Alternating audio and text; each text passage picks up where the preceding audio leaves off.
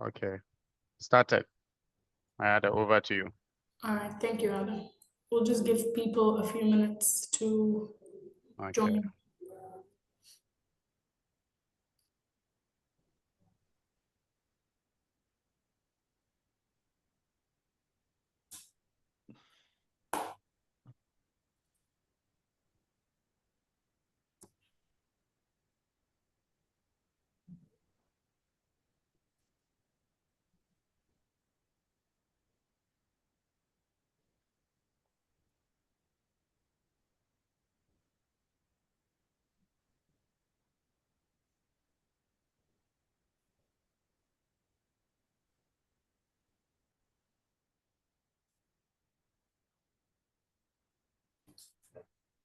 Hello, everyone. Welcome.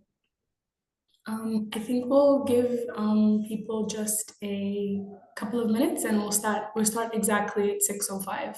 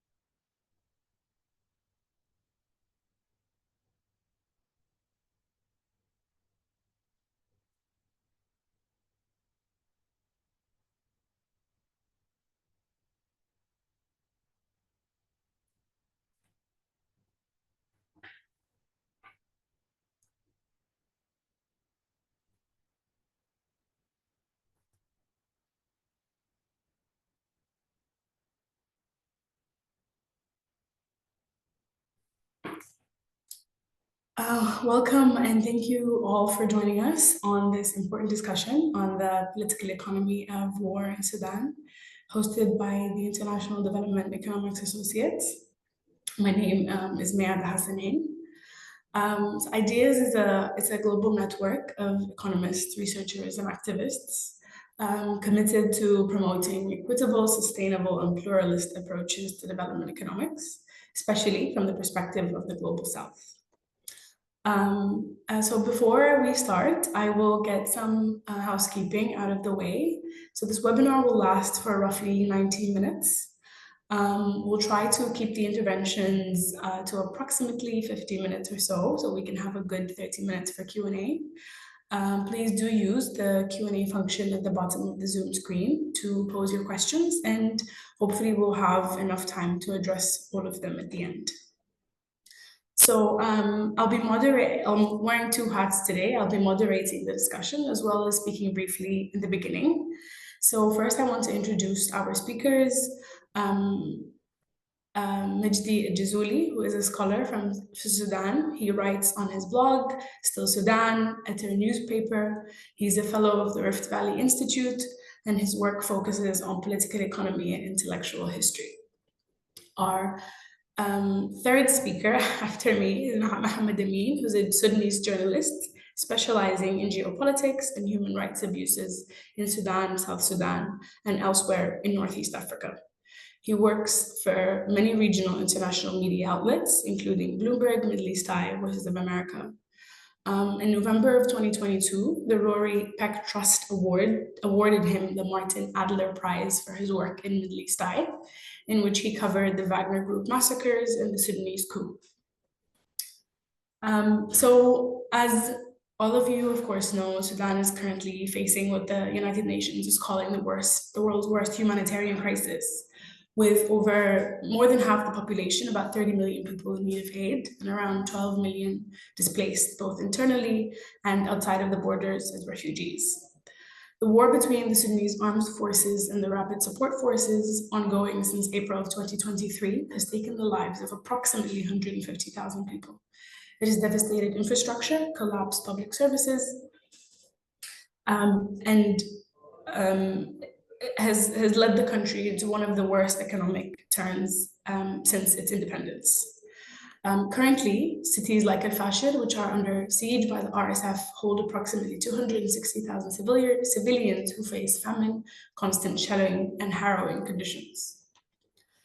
Reporting on Sudan has not only been far too moderate given the extent of the catastrophe, however, it has additionally flattened the conflict to a case of another African civil war, best explained by two power-hungry generals and an African propensity towards violence and instability. Given that I'm going first, I've chosen to use my time to frame what I believe are some of the key issues or key lenses through which we can understand this war.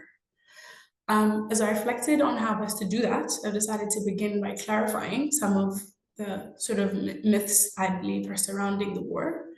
And my intention is not to respond to these narratives directly, but rather to attempt to demystify the complex economic and political processes that underpin the current conflict. So firstly, I think the current war in Sudan can be understood as part of a relentless process of primitive accumulation, a violent and ongoing mechanism through which capital continues to expand by dispossessing people of the means of survival and reproduction. While this process is not unique to Sudan, as it is applied in the country, its intensity is shaped by the country's racial, geographic, and political complexities, which expose the inherent tendencies of capitalism and imperialism, revealing the hierarchies and tensions that they generate. And it also demonstrates how through technological advances, propaganda, and a pervasive global apathy towards the lives and well-being of Sudanese people, these systems conceal their destructive efforts. The global pressures intensified by the COVID-19 crisis and the debt crisis that followed have had devastating consequences for Sudan. These crises were compounded by the persistent imposition of IMF-led structural adjustment programs, which enforced austerity-like measures, including subsidy removal, currency devaluation, and cuts in public expenditure. Together, these forces deepened the conditions of economic precarity and dependency that made Sudan particularly vulnerable in the current war, given, of course, the political chaos which ensued after the secession of South Sudan and the compounded impacts of Bashir's 30-year reign. Concrete examples of this dynamic of accumulation, which has been facilitated and mediated by the war, can be seen across key sectors of the economy, including gold, which is, of course, going to be covered a little bit more in depth by my colleague Mohammed Amin, which have, in 2014, have been sold or exported out of Sudan undercut by 30% of the below market value. Export processes have increasingly been characterized by the elimination of formal frictions, such as accounting systems, wages, and environmental or safety regulations. For example, in a report published by a newspaper on the Sudanese Arabic, is documented how the sector has been severely disrupted by the ongoing war. And according to the Central Bank's 2024 Foreign Trade Report, Sudan officially exported 70,000 metric tons of gum Arabic, the lowest level since 2017. Whereas in between 2015 and 2022, this had peaked at times at 100,000 tons. Yet in the same period, there was a sharp rise in gum Arabic exports from Chad, totaling approximately 50 to 70,000 tons between October of 23 and September of 24. This coincides with reports that the Rapid Support Forces looted and smuggled large quantities of gum Arabic from Sudan over to the western border to be re-exported to destinations, including India and Pakistan. This war has also created a disposable labor force, evident in the rise of artisanal miners working under brutal and unsafe conditions, mirroring the reliance of capitalism in the periphery to create conditions where profitability depends on suspending the very rules that ostensibly govern free markets. This conflict is therefore not an aberration, but an intensification of existing dynamics through several interlinked processes. Dismantling an already weak institutional capacity to regulate resources, displacing populations to become cheap, flexible labor in global markets, and enacting violence which fragments and atomizes collective resistance that we have seen throughout the 4 years of the revolution which sparked in 2018, ensuring that there is little challenge to prevailing orders. This war has also functioned as a disciplining tool for Sudanese labor. It has destroyed material and social conditions that make resistance to economic exploitation possible through the direct violence enacted over the course of the past 2 years, or through the production of the perfect neoliberal subject, either consumed by the pursuit of individual happiness through consumerism, or too exhausted and impoverished by the struggle to meet privatized needs, to imagine or organize political resistance. Secondly, I'm thinking about the recent reporting by reputable outlets, including The Guardian, which has spoken about the presence of foreign soldiers fighting alongside in the Darfur region, alongside RSF in the Darfur region. A recent article published by The Guardian spoke about Colombian recruits, which apparently are being paid around 2,600 US dollars, comparable to the wages of mid or even senior level aid workers elsewhere in Sudan.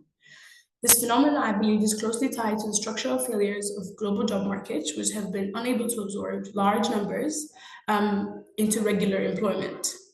These Colombian soldiers, as they were interviewed, come from a vast pool of trained soldiers who retire at around 40 years of age with a poor pension system and almost very little capacity of integration into civilian work. With having at least 2 decades of working life ahead of them and few opportunities and many conflicts to choose from. And so this should not be understood as also another propensity for violence, but rather as a response to economic processes. In fact, Sudanese soldiers themselves were once recruited to fight in Yemen, where they were reported being paid monthly salaries in USD, much higher than their wages in Sudan. For these men, especially of fighting aid, this was seen as an employment opportunity, and that at a time when the Sudanese economy was collapsing, particularly after the loss of oil reserves, which triggered budgetary and debt crises. The government lost its fragile and fleeting equilibrium, once sustained by a modestly vibrant urban service sector and rural economy that was already struggling and suppressed under the authoritarian regime of al-Bashir. The secession of South Sudan and the loss of oil reserves were perhaps a watershed moment for Sudan. After 2013, the government attempted to turn to gold as a new foreign exchange lifeline, but this offer failed. It was an entirely different commodity, the geographical spread, the knowledge required for its extraction, and the interest of those controlling its production and those purchasing it abroad made it impossible for the state to capture or regulate through formal channels. This was one such way that the RSF not only became an economic powerhouse, but also an independent negotiator of business and trade deals. The current war must therefore also be understood as shaped by a broader economic trajectory, which has produced jobless growth in many places or no growth at all. Across post-colonial settings, millions are being left disenfranchised, economically excluded, and ready to be absorbed into a militarized job market. Livelihoods and violence have become systematically enmeshed. The third issue that I would like to highlight is that this war has resulted in extreme pressure on women and on social reproduction processes more broadly. Given rise to what feminists have termed militarized social reproduction, this war has had obviously devastating individual and economic consequences, diverting resources from public welfare to the military apparatus precisely when the need for social provisioning is growing.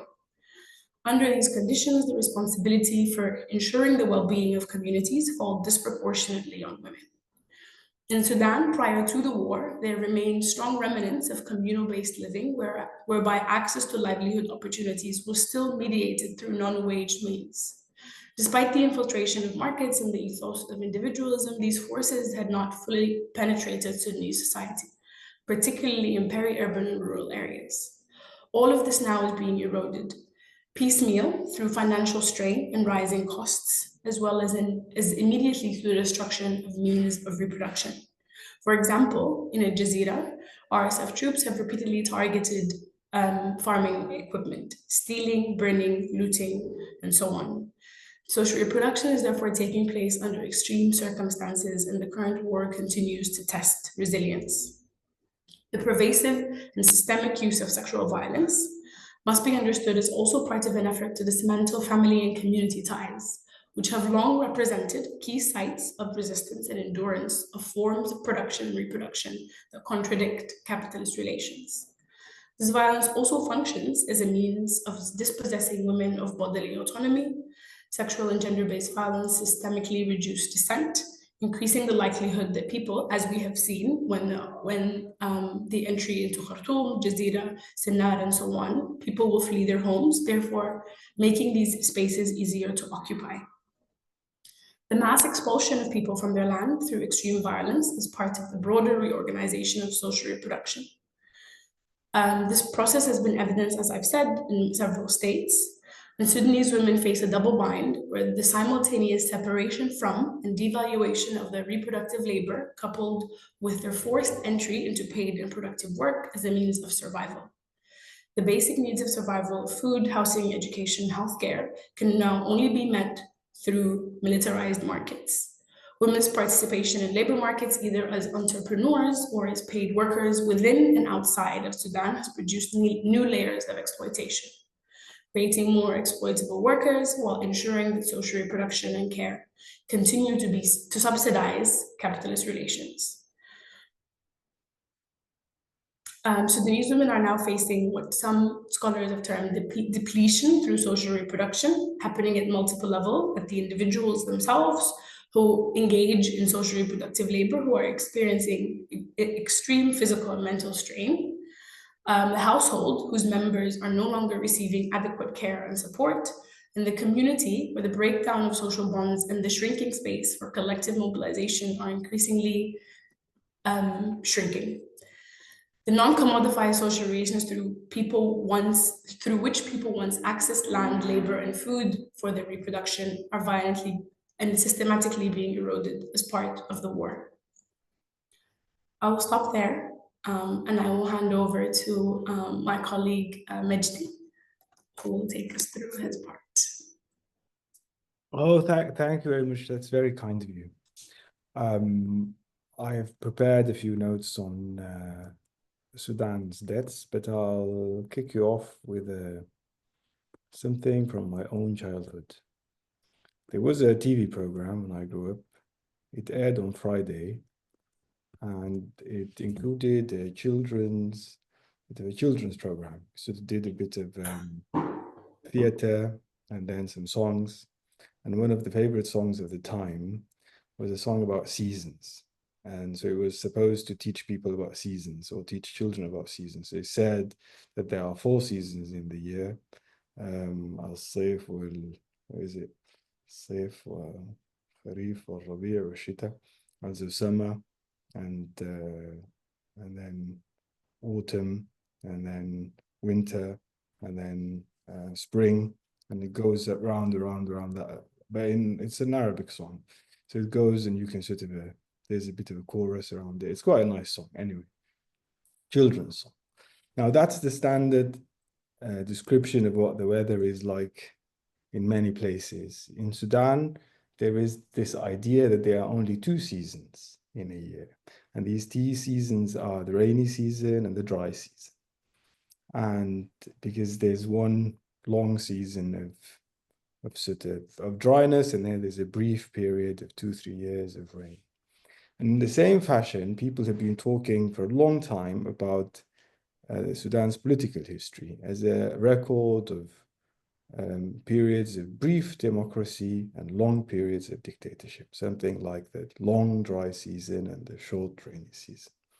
And you can get these dualities or these pairs of contradictions in many different forms. So you'll get people talking about military, civilian, you'll get Arab and African, you'll get Muslim and Christian, you'll get, of course, and the most famous and the most recent probably entrant to this field of dualities is the idea of a permanent center and a permanent periphery. And of course, these are all interesting ways to look at a complex country like Sudan, but they don't necessarily explain everything. And so I'll begin with this dictatorship, democracy duality, or military civilian duality, or periods of democracy and periods of dictatorship. And this is in Sudanese literature on the country. It's called the vicious cycle of Sudan. Some foreign authors have taken up this description and use it, but it's essentially something that the Sudanese commentators or authors on political history have used to explain their predicament.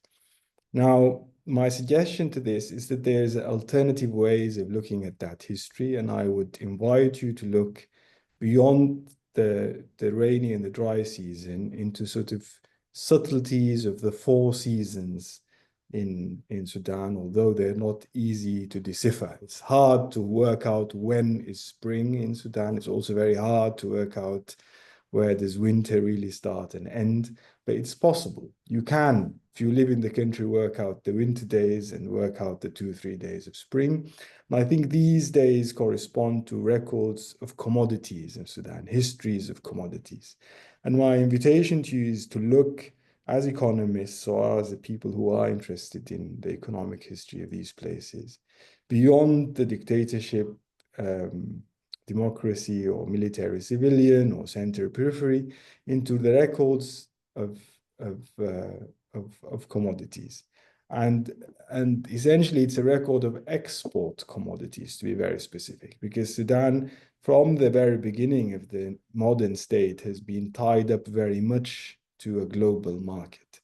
It has never developed an internally stratified market with sufficient sophistication to be self-satisfying. It always relied on a foreign market. And this goes even earlier than sort of the history of the modern state. So you can read about Sudan's relationship and the collapse or the rise and collapse of states in the Sahelian belt or in the River Nile in relation to export relations with the Arab Hijaz or with Egypt. You can read something like this about the fate of Sinnar, for instance, or the fate of the Darfur Sultanate in the the heroic age of Sudan. This fate was sealed in relation to sort of external trade. So external trade is a bit of a critical thing to think about. And once upon a time, Sudan traded in the age of slavery. Sudan's main export commodity was slaves. In the modern age, it entered modernity with the first major cash crop, which was cotton. Cotton underlied Sudan's economy for a good 20 years, up to 1970, 75. During these 20 years, the state in central Sudan flourished, but it was a state based on oil, based on cotton. It's essentially a cotton state. It trained, its investment in public health, in education, in science was geared towards the cotton economy because this is Sudan's main export commodity. And if before we started this webinar, I talked to my colleagues about the work of Ali Abdelgader Ali, a Sudanese economist who has written mostly in Arabic, so he's a bit sort of a silent in the English-speaking world. But he has written critically about Sudan's relationship with the World Bank and the IMF since that era. And just to remind you, when commodities like cotton cheapened in the early 70s, the price of cotton began to deteriorate. Sudan couldn't keep up. Its productivity of cotton also deteriorated from somewhere around 0.6 ton per feddan to 0.3 ton per feddan in 1980. This reduction in productivity was because Sudan could not invest in the capital commodities necessary to increase production, because it had a relatively cheap commodity on the market to sell, and it needed to buy very expensive items from the market to maintain that commodity, be this technology or be this, the most simple explanation really is fuel. And anybody of the listeners who knows anything about economic history would know that there were two big oil crises in the 1970s, 1973, 1979. The price of a barrel of oil increased from something around $3 in the beginning of the 70s to something in the range of $40 in the 1980s. At the early 80s, sort of 1980, the price was $35 to $40. This increase was never accounted for by any bureaucrat in Khartoum. They could not foresee that there would be such an immense rise in oil prices. And this increased rise in fuel prices, which is the most critical factor in Sudanese agriculture in the central the central irrigated lands or mechanized farming projects of Jazeera and Gadarif, and where most of the cotton was grown in the Managil extension, it depended very much on that imported oil, and Sudan never had oil production of its own. So this essentially ransacked the 1970s development decade. So the main factor that led to the defeat of these very ambitious projects in the 1970s, where Sudan borrowed heavily from the IMF, from the World Bank, borrowed heavily from Arab Gulf investors with the hope of paying that money back once production picked up and once they could increase productivity of the feddan of cotton or of sugar or of any other cash crop, if you start thinking about varieties in production like the ambitious Kanana sugar project and others. All these productivity promise didn't materialize simply because a critical factor was beyond their control. They could not account for the increase in oil prices. And another thing happened is that some of the very thoughtful authors of Sudan noticed already at the time is that the increase in the prices of oil also meant that the Arab Gulf market became a terribly attractive market for Sudanese labor, which in many ways meant that Sudan's investment in human capital in the 1960s, which is quite a heavy investment in human capital, scholarships, bursaries, paid university stays, expatriation abroad, scholarship in the US, in the UK, and so on and so forth. It invested a lot of money in the type of people who would be plucked to work in the Gulf in the early 70s up to sort of the 1980s. There was an hemorrhaging of skilled labor, a hemorrhaging of professionals, a hemorrhaging of even manual labor to Arab Gulf countries, which were paying much higher salaries, and which meant that you were not only losing the direct investment that you were making in agriculture, which when you look at the figures were not nothing. These figures are quite impressive, how much money the Sudan government, irrespective of whoever was ruling, even nasty Nimeri, invested considerable amounts of money in agriculture with the idea that they could recover productivity of the feddan in whatever sector possible. However, they faced these two big challenges. Of course, there was misplanning and whatever and corruption. That's also very true. But there are two objective things that were sort of hard to manage, and they are related to global processes. And I think the most critical one among them is the global increase, the massive increase, the exponential increase in oil prices that had a sort of a shocking effect on the Sudanese economy.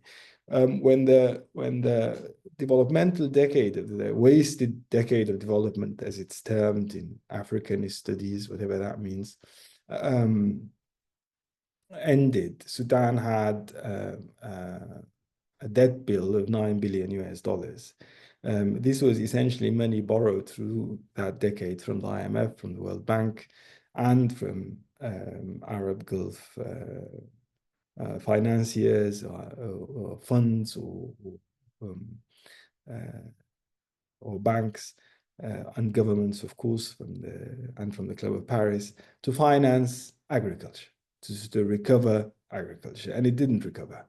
By the time Numeri's era ended, by 1985, the productivity of the Faddan of cotton was half the productivity of the 1970s.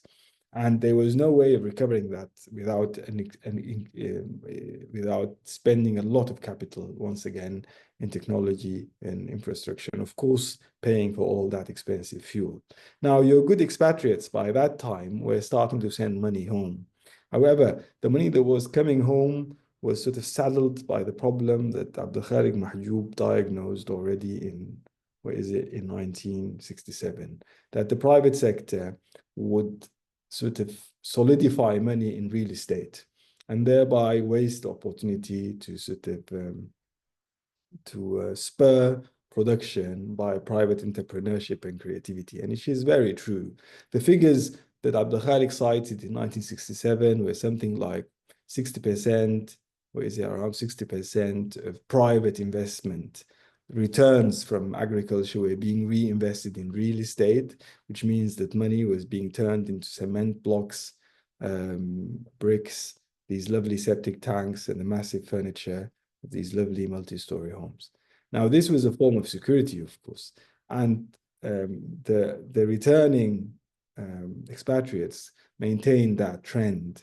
They would continue pouring money into real estate, and many who know Khartoum of the 1980s and 90s up to 2000 will probably know what type of real estate bubble dominated in the country. There were houses in Khartoum that you would buy for prices that are only comparable to Beverly Hills or more. You could pay $1 million US for a house in Shara Sittin or somewhere like that, which essentially didn't have running water, and electricity supply was scanty, and you'd have spent a lot of money to maintain 24-hour electricity, but it still cost $1 million US, because real estate became at the expense, as productivity of agriculture deteriorated, real estate became the only reasonable security for a bank loan. So if you go to a bank wanting to put money into a business or even establish a new entrepreneurial activity, most banks would require you to deliver security in the form of real estate or urban land, which meant that urban land was becoming a subject of considerable speculation between banks and landowners. And this led to this extreme waste of money in the form of real estate, except in the form of land, and of course, these many cars that were roaming Khartoum. So the point that I want to make here is that there were structural causes that causes all this wasting of funds, wherever they are. And these structural causes are not necessarily, some of them are factors that Sudan cannot control. When, of course, these $9 billion US that Numeri left over as a debt trap for Sudan were judiciously ignored by the government of Umar al-Bashir, to be very frank. They ignored that debt and they started looking for alternative sources of loans. And of course, they managed to organize some of that money from China and from Malaysia and other investors in the oil sector, with the idea that they wanted to solve the critical problem facing Sudan, which is how to supply this economy with a lot of cheap oil. since any economist at the time, including Abu Harira during the democracy, recognized that the main issue is how do we get out of the oil, how do we clarify, how do we clear our very high oil bill. And of course, Sudan did produce oil, but at considerable environmental cost, of course, and at considerable cost to, and considerable military cost. It waged a long and terrible war in southern Sudan that cost a lot of human lives and a lot of tragedy. And that war ended with the loss of the main source that the war was fought over, which was essentially oil. And in fact, if you want to date this, the deterioration in Sudan, the current deterioration of Sudan's finances, it goes back, as Mayada said already, to that loss of oil in 2011. Overnight, the government of Sudan lost 75% of its foreign exchange earnings. 45% of general government finances went out of the window. It's a budgetary loss of $300 million per month. Inflation soared after a period of of calm and stability that the few of you who know Sudan would remember at these flourishing months, flourishing years during the period of the Comprehensive Peace Agreement. And the Sudanese currency began to deteriorate in sort of big jumps down, essentially because Sudan had nothing to offer to the global market. It took another 5 years or so for Sudan to sort of recover not the pre-oil levels, but at least some level of stable foreign currency earnings through essentially roaming the land for gold. And of course, each commodity brings its own security mechanisms around it. Now, the oil economy depended on principal installations in southern Sudan and Khartoum and Port Sudan and a long pipeline. It's something that you can guard with a disciplined military force. And this disciplined military force can leave the rest of the country in shatters. It doesn't matter. The most important thing is how to guard this oil line. And of course, the government of Sudan concentrated its efforts using a combination of tools. So there were militias employed in southern Sudan to guard the installations. But once that oil pipeline entered sort of the less war-prone regions of the country, it was essentially a safe passage. There was nothing to harm that oil, and you didn't need to recruit anybody else to guard that oil. Now, gold is a different commodity altogether. It is spread across locations geographically that Muhammad Amin can tell you about if he finds the time when I stop talking. And it works through smuggling routes. To control that commodity, you need a lot of firepower, and you need a lot of men who are ready to chase around smugglers in this part of the country or the other. Not only chase them around, make deals with them that would allow, or themselves do the smuggling, that would allow for the government to share some of the portion, some of the income of that gold. And the new commodity defined the type of military strategy that Sudan would follow, first in the recruitment of forces, but also in their organization. And essentially, the rapid support forces are in one part an outgrowth of counterinsurgency in the Chip in Darfur in the early 2000s, but also of the gold rush, which required a large mobile force spread across the vast geography of Sudan that the few of you who know the country will know it's very hard to govern or to move around. You need a lot of cars that are capable of running at long distances. The best car ever is aptly named Margaret Thatcher. So as you know, that's the name of that's the local name of the Land Cruiser that fighters in Sudan use with a mounted machine gun. It's named the Thatcher, and it's a very reasonable name, I think. It's solid, and it's unrelenting, and it's a killing machine. And I think many the Sudanese recognize that link even without knowing that link, but they recognize what that link means. So before I conclude, I want to say when 2019 came, the debts that Sudan decided to ignore during the 90s and 2000s had ballooned with services and interest rates and so on, to something like $60,000. That's the depth of the debt trap that Ibrahim al-Badawi diagnosed in 2019. He said the country is in a debt trap of $60 billion. But of course, you can't take a state to prison.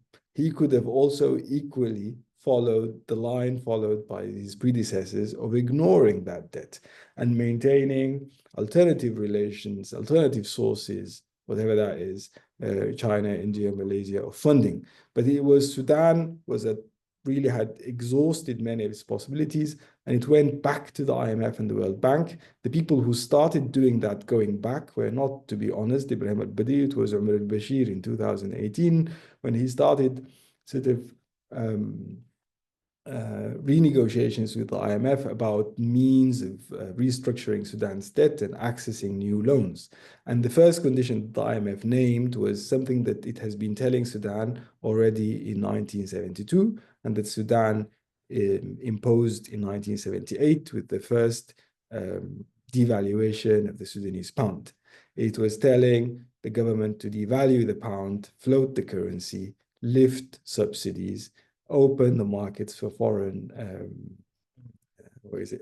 capital, and essentially impose the 10 commandments of the Washington Consensus, irrespective of consequences. Of course, he had limited options. He wiggled around for a while.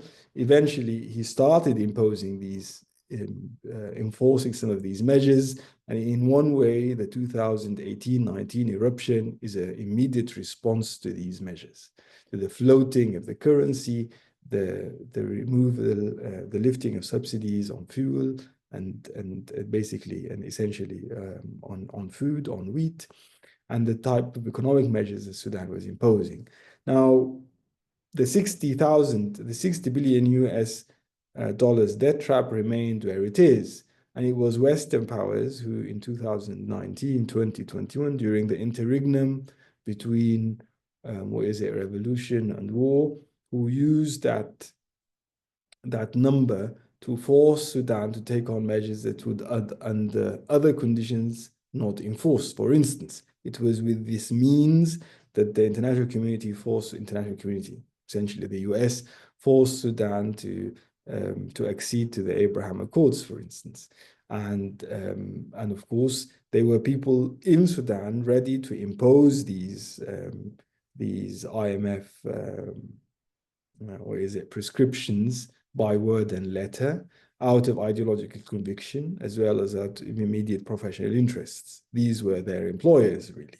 So they were in many ways employed by the World Bank and the IMF to carry out these measures. And I think the current situation we're in should be read against this transition from one export commodity on the other. And it's not a transition that Sudan chooses. It's essentially a transition that Sudan is forced into by market forces.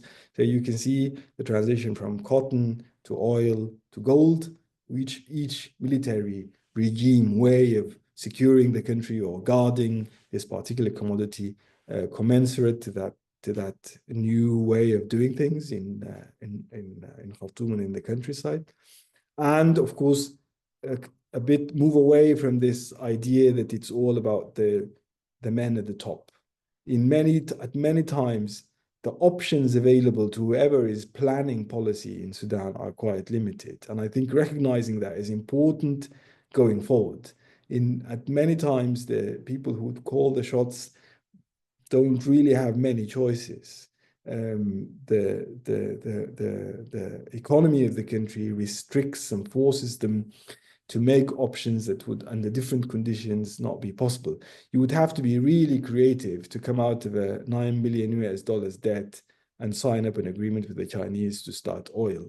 As much as we detest that line of reasoning, there is a creative application of international relations behind it. And I think such a creative application of international relations is necessary at a moment when wherever you go back to Western donors, they tell you to pay back these $60 billion US, or they would force policy conditionalities on whatever government takes office that will essentially lead into the implosion we're just talking about. I think I should shut up here. No? Mayada, isn't enough? Yeah. Shut up. Thank you very much, Majdi. Mohammed, please go ahead. Thank you very much. Thank you, Miyada, and thank you for the institution. Thank you, Magdi. As usual, this is a great contextualization of the topic. I like your point about the symbolism of Margaret Thatcher. So, I would like maybe to take it from there that talking about the gold itself in Sudan is I mean only about gold. I mean picking the gold from the inside the political economy of Sudan and the political economy of the war is something maybe sometimes tricky. So this is why I love the contextualization that Mayada and Magdi made here in their presentation. So, but even if we talk about the gold in itself, we need to put it in the scene of everything around the gold. Uh, so there are like two narratives actually talking about the gold. There is one which is highlighted in the media, being exposed, and there is another narrative of the grassroots that is not coming up to now, and that's for really many, for me, systematic reasons. So.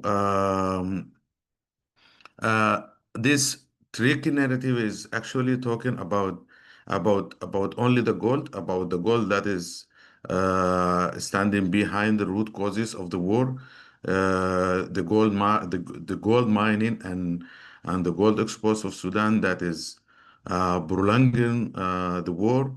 Um, and driving the majority actually of the reasons behind it. So for some deepening of this narrative, they sometimes talking about the exploitation that related to the gold. I mean, in terms of damaging the environment, in terms of creating some kind of land disputes, and this kind of narrative. On the top of this, there are also some calls of sanctioning or blocking the Sudanese gold itself. So it's and in this point, it's we discover how this. Is actually tricky narrative. Um, so I'm trying to talk about some alternative points that can change this kind of narrative. Like uh, we can talk about the idea of preventing the exports of the Sudanese gold. I mean, from the side of the government, from the side of the people of the country, so we can at least can get some benefits of that, like. Uh, this can be a kind of opening the doors of planning economy. It can be help in the and giving the priority for the agriculture. It can strengthen the local currency and increasing its value, decreasing the inflation, enable the government to control and monitoring the market of the gold itself. To prove this, the difference between these two narrative, we can stress here that for the purpose of this contextualization of the conflict, we have to analyze the general political economy, as I said. So despite all these things, we have not to focus only on the gold, to be honest, as I mentioned. It's they were talking about this resource as an internally created problems because of the conflict of interest around it, but also resources like others that created wide ambitions around it and from the globe. So I believe that the world has also created the economic problems of the country, being for Sudan being dependent for because of the debts, because of the adoption of the IMF policies, etc., of what Magdi mentioned. This is are the main reasons behind the political economy of the gold and behind the political economy of the country. I can mention here like some few examples of this, and it's also related to the gold and related to the destination that we are currently in Sudan amid this like nearly 3 years of war.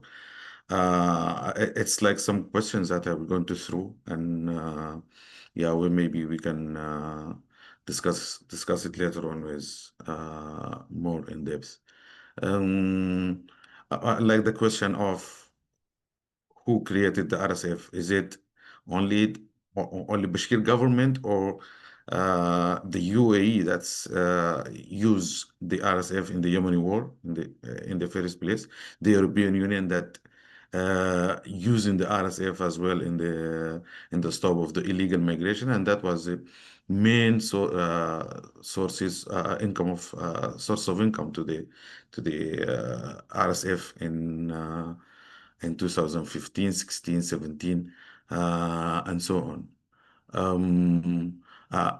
Even when the revolution in Sudan and the success of at least bringing down the former president, it's the compromise of the revolution itself by the international community and the enforcement of what called the partnership between the government, the military and civilians, and it's actually a compromise of creating a hybrid government between the old regime and the new liberals that rule the country from 2019 up to the eruption of the war.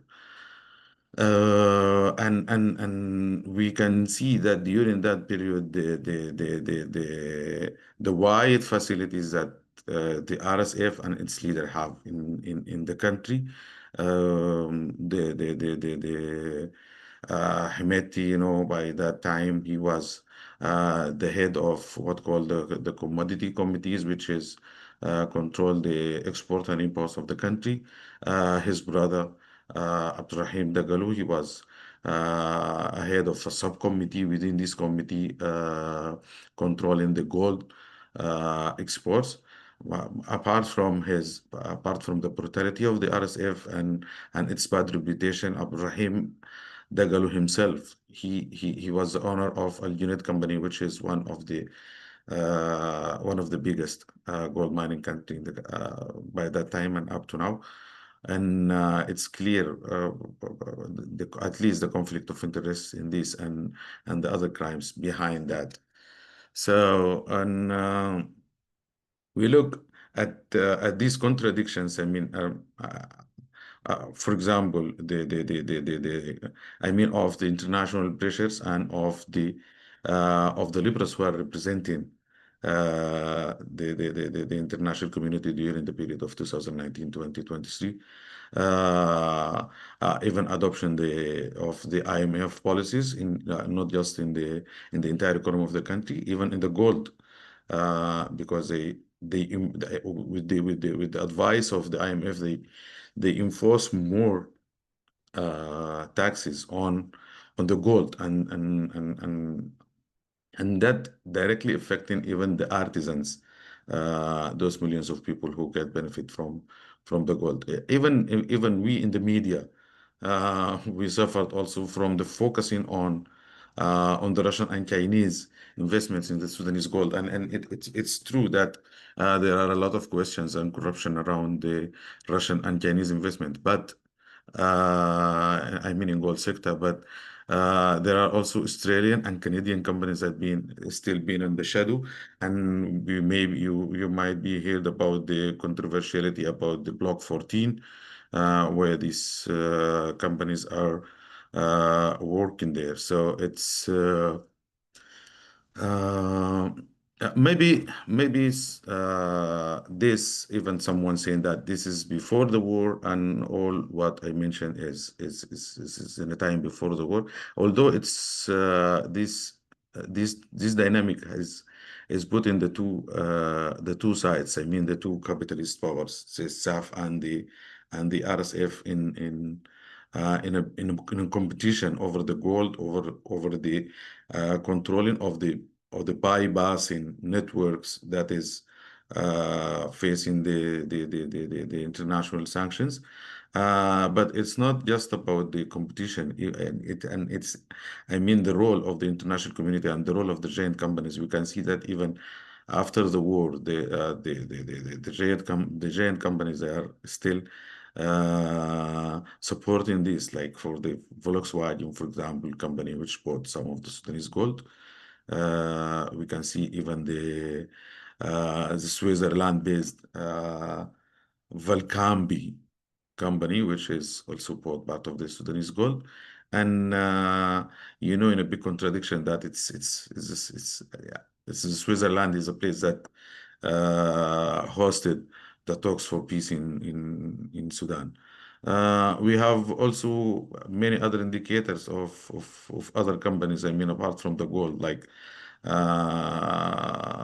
the French companies that is still buying the smuggled Sudanese gold by the RSF through Chad and other areas, like, I mean, namely talking about Nexira and Alan Robert. So it's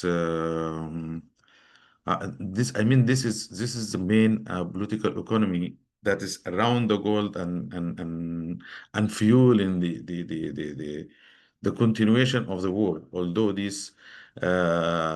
the countries that is witnessing this dynamics and what happened by these companies is talking about the peace in Sudan, which is they are very far from. So going to the gold in itself, in terms of the period after the war, we have seen that a lot of sanctions imposed in Sudan. We have to mention here that this network that being targeted is something old that's inherited from the Bashir's time, but it's also going through many changes from time to time. It's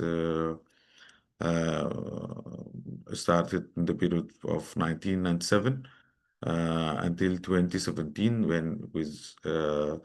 when it has been partially lifted in a deal with the Bashir's regime and the United States. Then it has been lifted in 2021 in another deal with the government of the former Prime Minister Abdullah Hamdok, and we know the conditions behind that, which is Migdi actually talked about, and I add to this that Sudan has been enforced also to pay $300 million as a compensation for the families of the victims of the terrorist attacks against the U.S. embassies.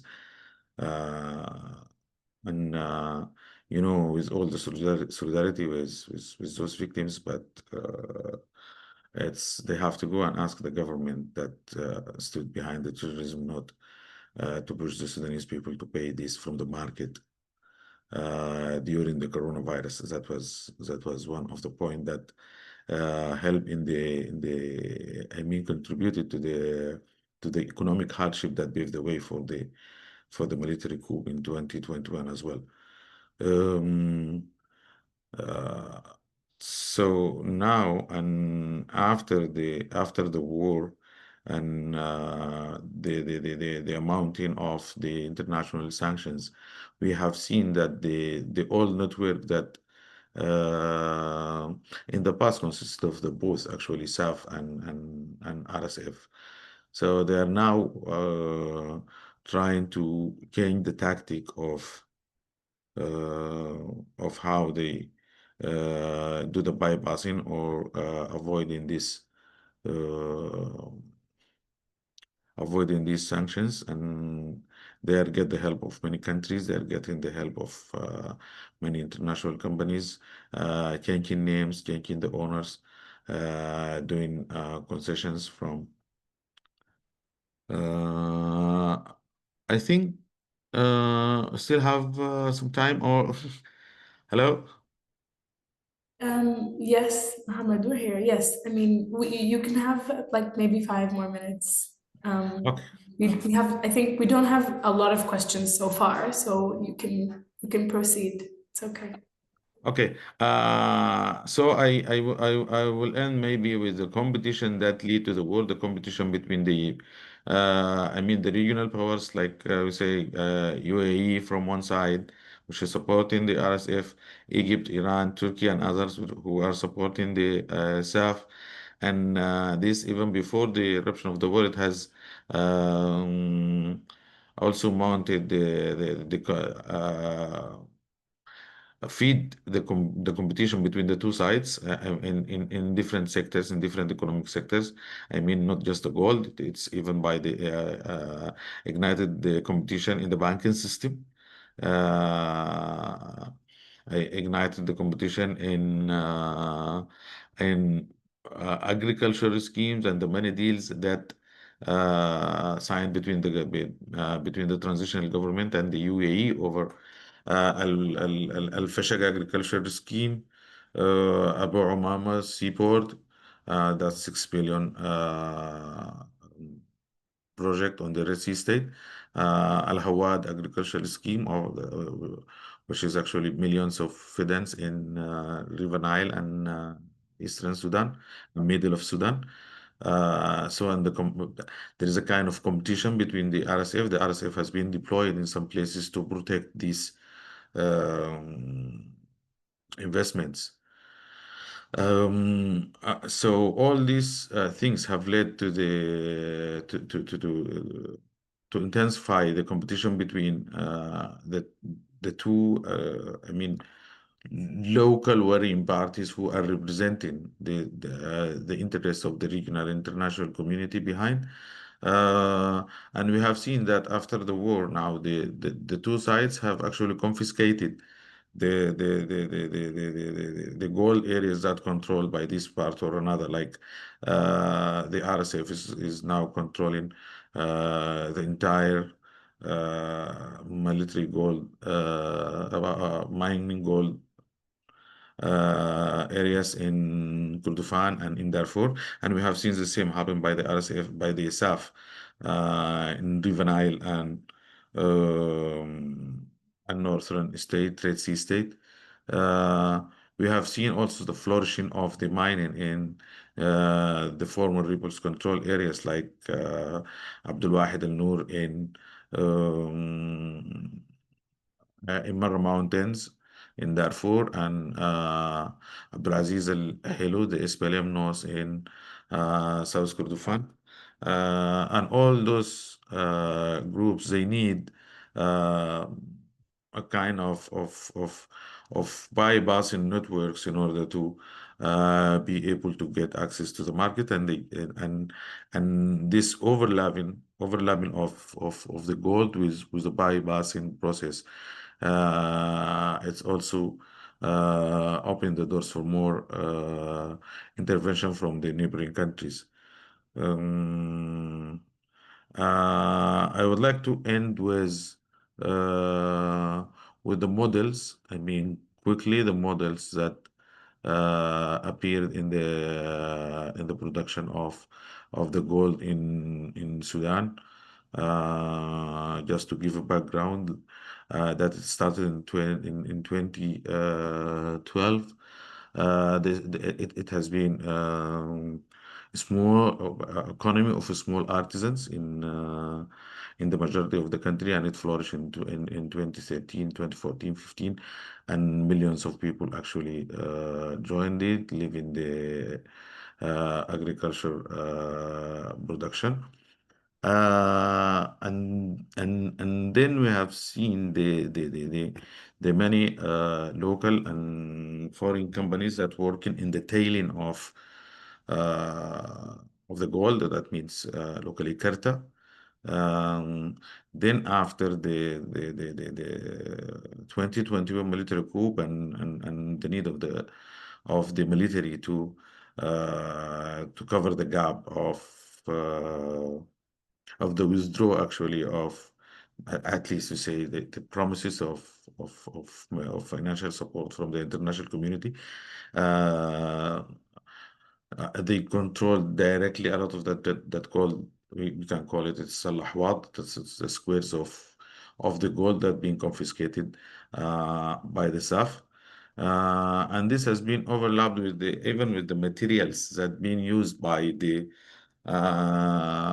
artisans or by the companies. Like we have seen in the beginning that they use the mercury by the small artisans to extract the gold, which is uh, less extraction than the carta, which is used the cyanide. Now we have seen the materials is changing with the models of the economy. I mean the technical process. Then they from the cyanide they change to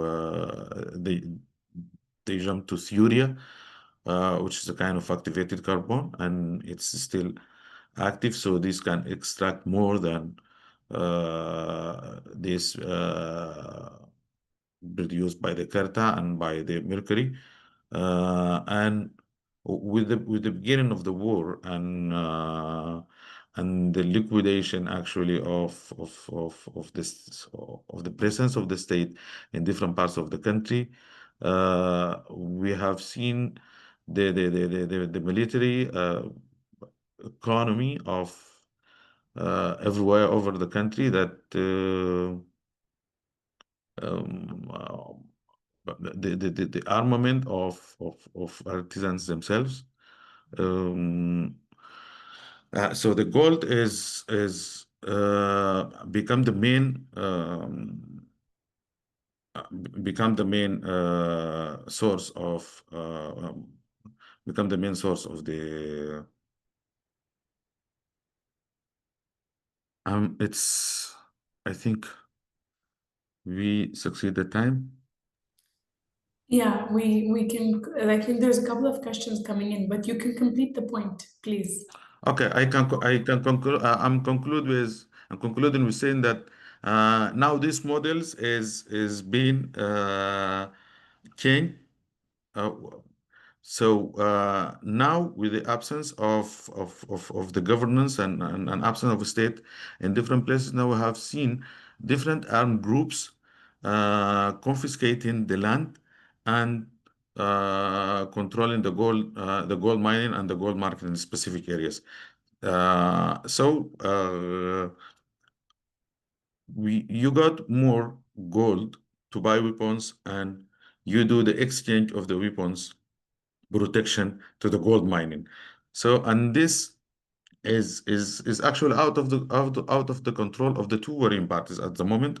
And there is a kind of explosion of the military economy, the military market, and this militia model at the moment, which is something serious, and unless it being contained by the government soon, it will lead for more fragmentation, even, I mean, probably within the self-control areas and within the RSF control areas. And this is the worst scenario that can happen.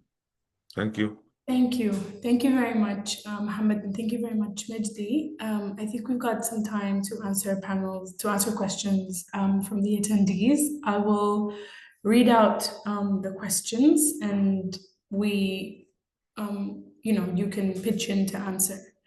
So this is a question for Mohammed Amin. You mentioned Block 14 and the European role in gold. Can we get a little more information on that, as most of the literature on gold production focuses on Gulf extraction?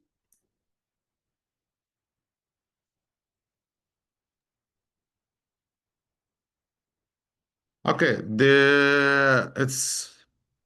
it's something all that Block 14. You know, it's in the area in the northern Sudan, not far from the border between Sudan and Egypt. Um, and this block has been the concession has been given to Canadian government, Canadian company, sorry, and then it has been confiscated. It has been given to Australian company. Then uh, it's they exchange actually the ownership and the concession of this block between these companies. So up to now, uh, the ownership of this block is belonging to these Western companies, although they have no presence at the moment in the area since the war, but they starting in some talks with the government maybe to return soon to operate in that area. So, and I can share more details with you, Mayada, and you can pass it to. Of course, thank you.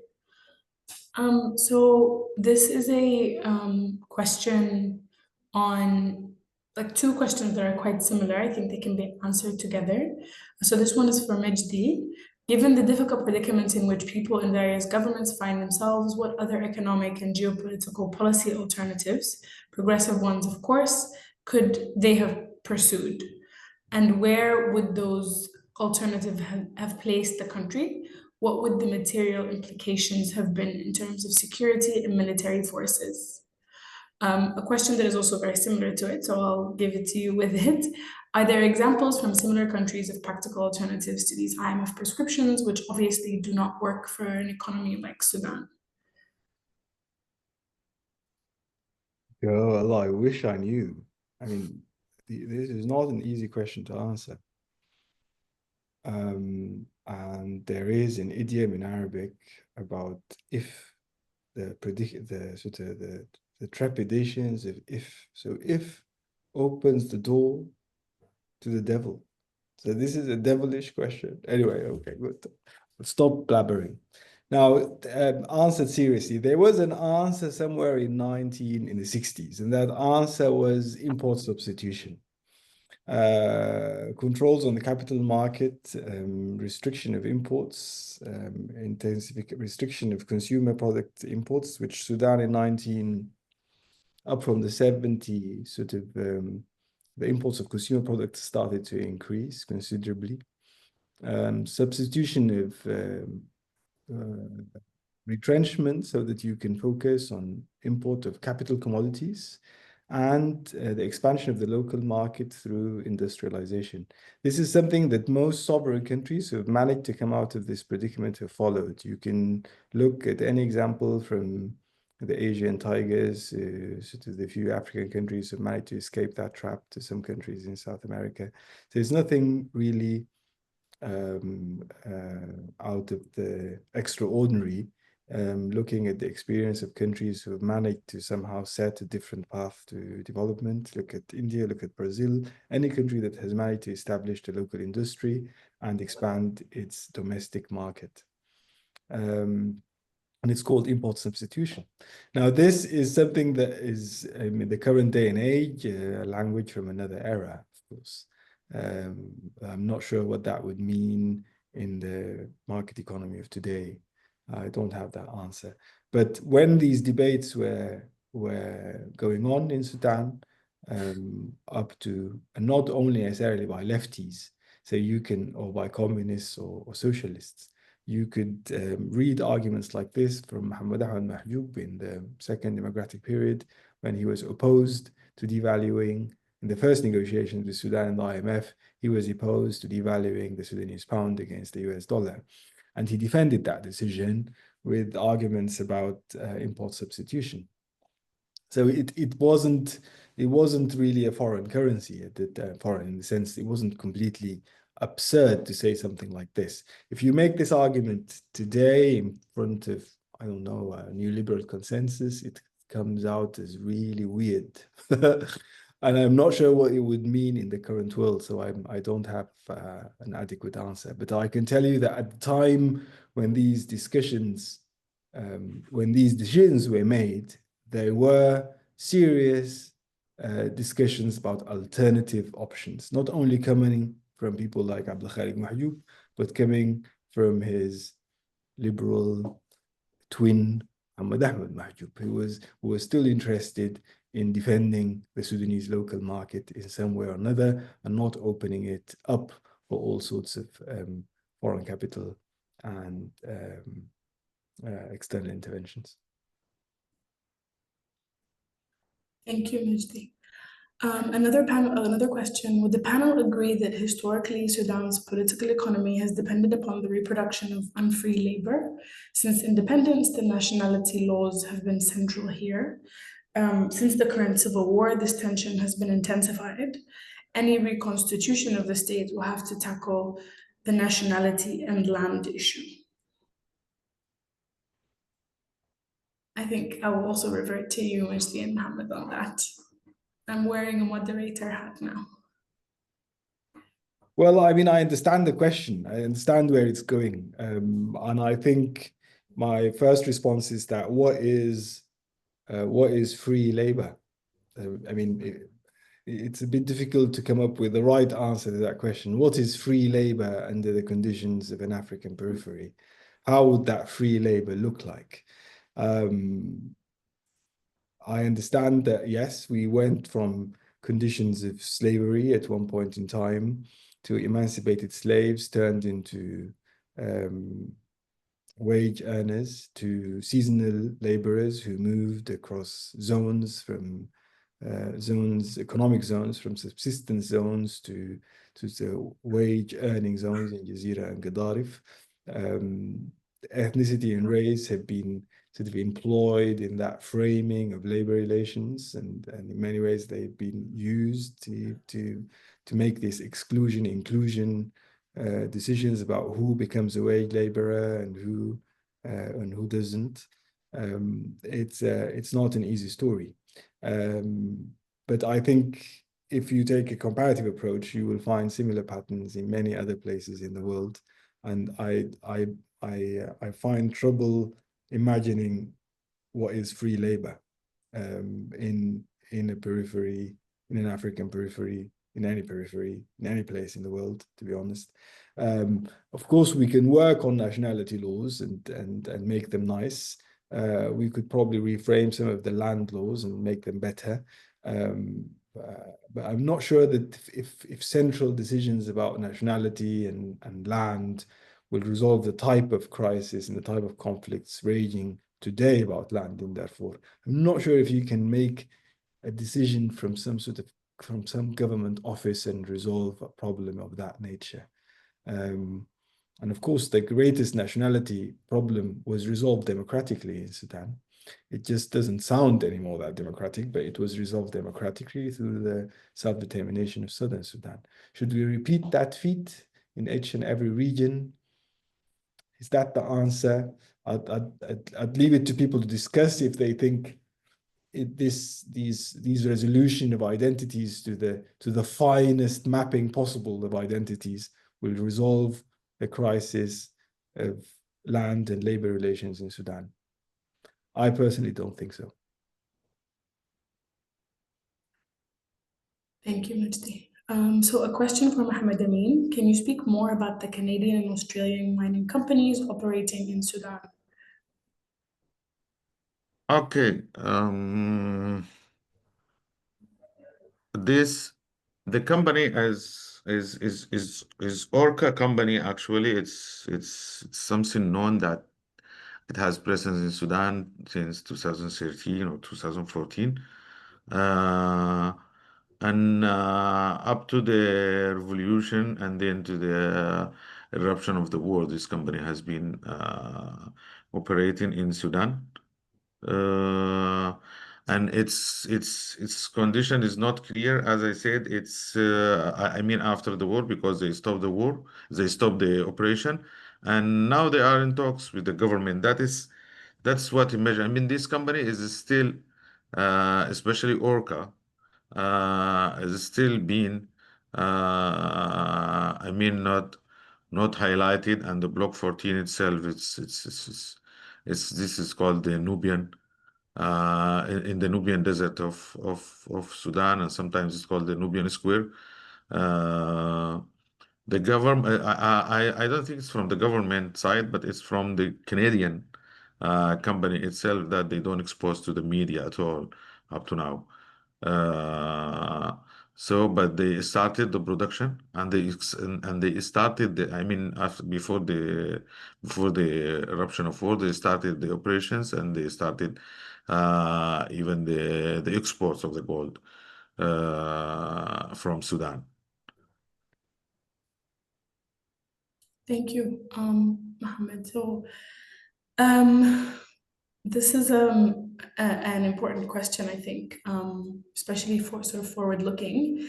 The main Western narrative is that greed will inevitably drive civil wars in African and other countries. What are the prospects of a political settlement between the main factions which can end the military conflict? After ending the military conflict, what political settlement is feasible to create the conditions for reconstruction and development? As much as a progressive solution is desirable, what would be most viable in keeping the peace in the medium term and resuming development? Presumably, this will involve compromises which many of us may not care for as first best solution. This is a tough one, of course.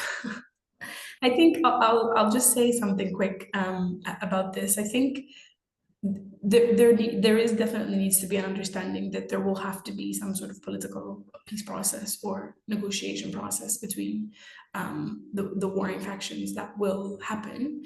I think what is now sort of continue being sort of contested and negotiated, whether by military operations or by sort of the narrative building or propaganda, is on what is the leverage that both sides are going to have and what is going to be up for negotiation, essentially.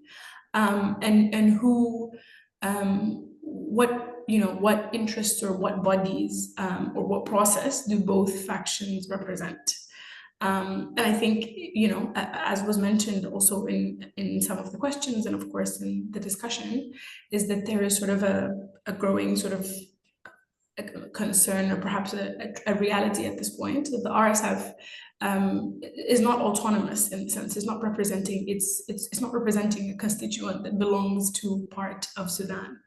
And its leadership is operating as a very large, very violent transnational and business entity.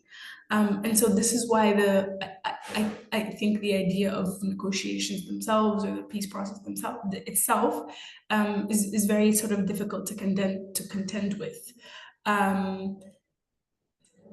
Yeah, this is not very helpful, but I think it's very complicated. So Majdi and Mohammed, if you guys would like to respond to this query, give your thoughts. Well, I don't have any thoughts on this query. I'll give it to. I honestly don't know. I don't know. I don't know what type of political process. I don't think this is something that you can sit like myself in a desk somewhere and write up. It's just not going to work. This is probably something that would have to involve the people fighting the war in the first place, the communities that this war has ravaged. It would also involve the many foreign actors involved in the war, and primarily how much money the Emiratis are willing to pour into Sudan over the coming years, and how that is going to change the nature of commodity exchange across Sudan's borders. So I'm not sure that you can sit with some sort of, well, maybe somebody can, but I certainly cannot. I don't have that imagination as a person. So I'm not sure if you can just draw out a political map, use these political science tools to say these guys should sit together, these other guys should sit together. They should come up with some sort of consensus. They should come up with what is it? They should give up this and the other guys should give them that instead, a sort of a transaction. So what is the object of the transaction? So you need to really, in the war between the government of the Khartoum and the government of Khartoum and the SPLM, at the end of that negotiation, was really mattered was there was a single commodity controlled by a military force spread across thousands of kilometers, that could be shared. You could technically share that in number of barrels and foreign earnings. It has an international market that you couldn't really, you needed to go through the open market. You couldn't really sell Sudan's gold in a black market, really. Didn't work. You had to go through the open market. You sold it to China, to Singapore, and these earnings poured into the coffers of two governments who decided to share these earnings instead of fighting over them. So I don't know what can you share if you actually smuggle the commodity, if the conditions of fighting enable you to operate better. It's actually in the favor of at least as far as I can imagine from what Muhammad and others have written about the economy of gold. It's in the favor of these actors that war continues. With these actors, I mean anything but the central government of Sudan is interested, because the central government of Sudan is still interested in, to a degree, in maintaining an export-import economy that passes through Port Sudan and that involves other crops, wildlife, gum arabic, forest crops, groundnuts, involves operations that need peace. But if your entire economy is built on ravaging gold, I'm not sure if you're really interested in a settlement. I can't see where the dividends is. What are you going to give these guys to tell them to put their guns down? If using the guns increases the chance of making a profit, it's the only condition under which they can make a profit. So I think there's you can't really pick up that answer from the record of liberal peacemaking. Like bring two sides to a table, tell them to talk it out, and at the end of the day, they come up with a settlement after 6-7 weeks in some Nairobi or Addis Ababa hotel and a lot of swimming. I'm not sure. I maybe it would work, but I'm not sure and I'm not sure their capability of enforcing that decision also on forces that continue to fight. I'm not sure if there is a central decision from the Dagalo brothers to stop the war, if they can actually stop the war in Guinea. I'm not sure. I would find it a bit. I would doubt it, to be honest. I'm not sure if they can just remotely tell their fighters to stop doing it, and that now we have peace. Maybe they can. I don't know, but I can't see these signs of a centralized power. Otherwise, all the theorization and all the data that Mohammed Amin has been collecting about the decentralized nature of these gold operations becomes null and void. If you can run your own little weeny meeny militia, why do you need the Dagalo brothers? Thank you, Majdi. So yeah, let me also add something short here. Magdi talked about the grassroots solution. Maybe this is one of the key thing, because I do agree with him that we cannot sit from the desk in Cairo or wherever and talking about the solution. But there were actually some attempts of that. I mean, there were grassroots groups, I mean, in the gold issue. They were organized themselves even before the 2019, before the revolution, and they started working. They were a conference even in they work in different directions. It's although maybe you can have notices on that work here or there, but they were started working against against the companies, against the land grabbing, against the environmental impact, etc. So, and there was a conference in 2020, I think, uh, by the majority of the grassroots initiatives that working in this front. I mean, from perspective of environmental impact, whatever, and they have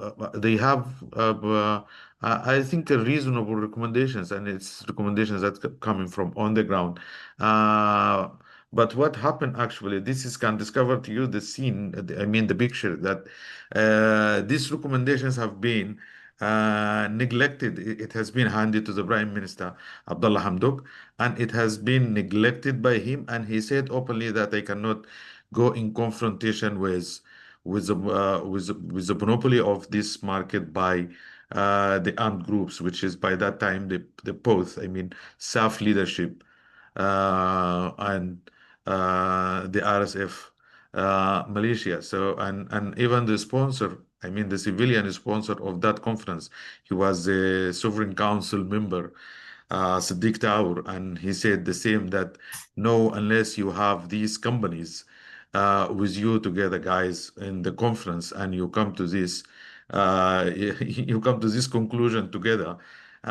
He made the negotiation with the companies, negotiation with the companies of the security organs, of SAF, of RSF, of the other businessmen, and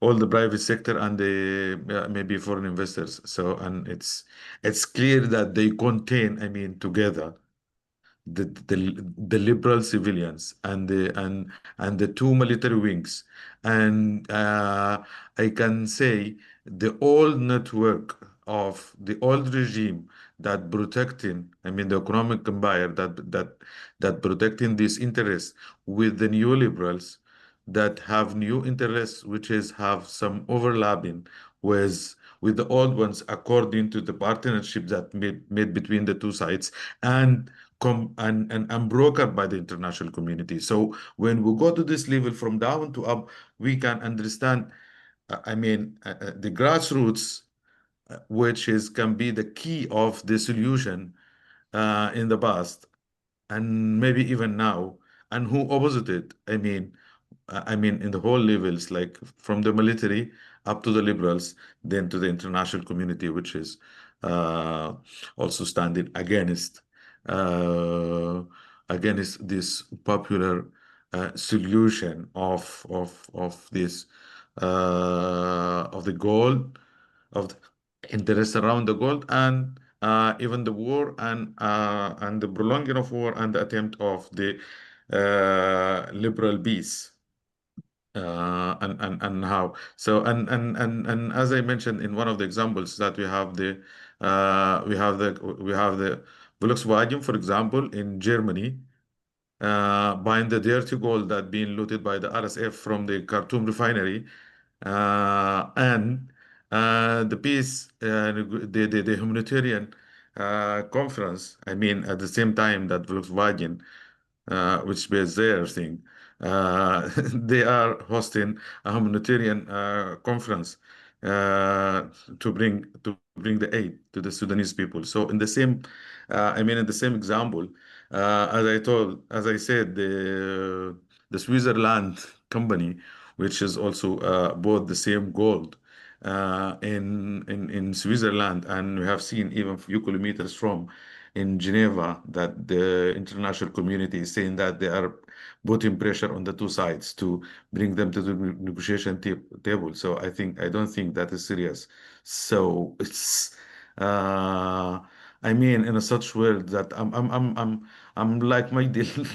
I'm not sure if this kind of track can lead to anything. I know it's very hard for the grassroots and for the Sudanese communities alone to make peace or to come to any happy conclusion of this war. But uh, I think we have to put aside this old tracks. Actually, I think maybe this can be a key point of beginning towards I mean, stabilize peace in Sudan. Thank you very much, Majdi and Mohammed. Thank you very much for your time and for your inputs. We're gonna have to close, unfortunately. I'm really sorry to everyone whose questions we did not have time to get to. They're very interesting questions in the chat, but I'm mindful of everyone's time. Thank you very much to everyone who joined, who listened, who engaged. Obviously this is a very important topic for us, and of course also a very personal one. So we really do appreciate all of the engagement. Thank you very much and enjoy the rest of your night. Thank you. Bye. طيب يا ميادة شكرا. يا حلشني يا دكتور، والله يعني شكرا لك شديد. كتر خيرك والله ما قصرت يعني أسئلة شكرا يا ميادة. العفو يا أستاذ. أسئلة قوية جدا. أسئلة كثيرة. طيب تصبحوا على خير. يلا مع السلامة. يلا مع السلامة يا ميادة. يلا يا مجد. يلا Yeah. مع السلامة. يلا جاوب. Mayada, it's been recorded. Do you need a recording? Yes, please. It would be helpful to have it. You already did, right?